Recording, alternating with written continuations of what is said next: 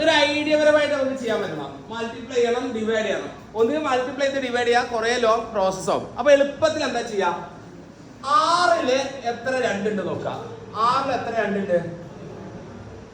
3 2 ഉണ്ട്. അപ്പോ 12.8 ഇൻറ്റു 3 എന്ന് ചെയ്താൽ മതി. ഇത് രണ്ടും കൂടെ കട്ട് ചെയ്താൽ 3 എന്നാവും. ഇനി അതൊന്ന് ഇൻറ്റു ചെയ്ത് നോക്കാം. 128നെ 3 കൊണ്ട് ഗുണിക്കാം.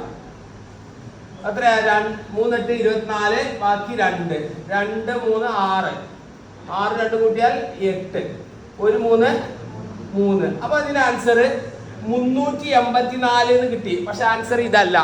കാരണം എന്താ? ഇവിടെ പോയിന്റിന് ശേഷം ഒരു നമ്പർ ഉണ്ട്. പോയിന്റിന് ശേഷം എത്ര നമ്പർ ഉണ്ടോ അത് ആൻസറിൽ ഉണ്ടാവണം. അപ്പൊ ഇത് പോയിന്റിന് ശേഷം ഒരു നമ്പർ ആൻസറിൽ ഉണ്ടാവണം.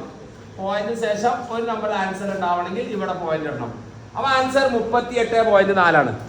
അതേപോലെ ഇതൊക്കെ ഒന്ന് ചെയ്ത് നോക്കാം.